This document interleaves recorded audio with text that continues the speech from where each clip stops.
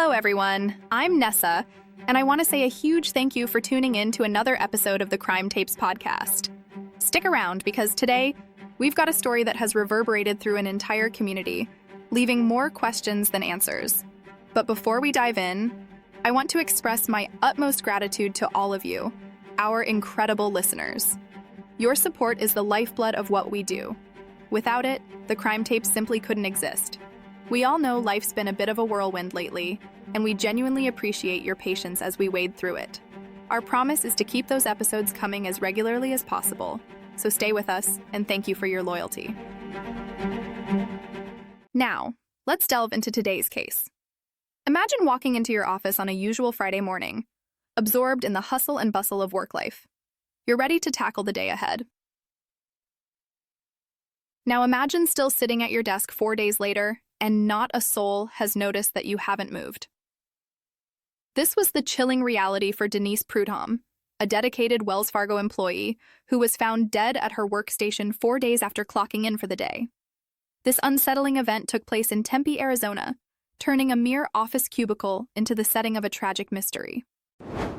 Denise, a punctual and dedicated employee, had clocked in at 7 a.m. on August 16th, just as she did every day. However, the events that would unfold around her over the next few days would completely obliterate any semblance of routine. Denise's colleagues would be forced to grapple with the horrifying truth of how lonely she had become, even within the bustling surroundings of her office. An office, designed for collaboration, communication, and connection, had become her solitary confinement. Her lifeless body was discovered on August 20th when someone reported a subject down. She had been left at her desk, overlooked by the countless people who walked by, engrossed in their own routines. Arriving responders declared Denise dead at the scene at 4:55 p.m., marking the end of this dreadful occurrence. Denise's desk was located on the 3rd floor, away from the main passageways, perhaps offering an explanation as to why she remained unnoticed for so long. More unsettling, though, are the reports of a foul smell, brushed off as a plumbing problem. It's a harsh reminder of how the mundane can sometimes act as a veil, hiding the extraordinary, and in this instance, tragically so. A fellow employee, choosing to remain anonymous, expressed a chilling thought when speaking to local media.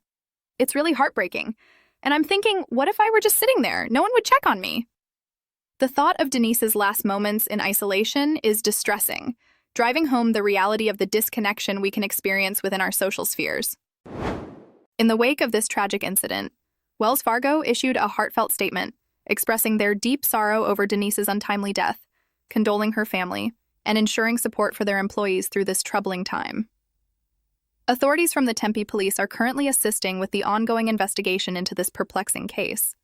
However, as the investigation continues and no signs of foul play are apparent, the eerie discomfort surrounding Denise's passing persists. This case is a chilling wake-up call to the isolating existence that can lurk even in the most seemingly interconnected environments. And it serves as a reminder for all of us to be aware and to care deeply for those we brush past during our everyday lives. This case is as much a tragic mystery as it is a dark mirror held up to our society. It forces us to question and confront the uncomfortable truths about the lives we're all living, how we connect, and sometimes tragically, how we fall through the cracks. Denise Prudhomme's story will undoubtedly remain with us, a poignant reminder to never take those around us for granted. Lastly, I want to thank you all once again for joining me, Nessa, on the Crime Tapes today. Your presence on this deep and thought-provoking journey means the world to us. We hope this case resonates with you, maybe prompting a renewed concern for the connections we have with those around us. We're eager to know what you think. Your feedback helps us to refine and tailor the content for you, our listeners.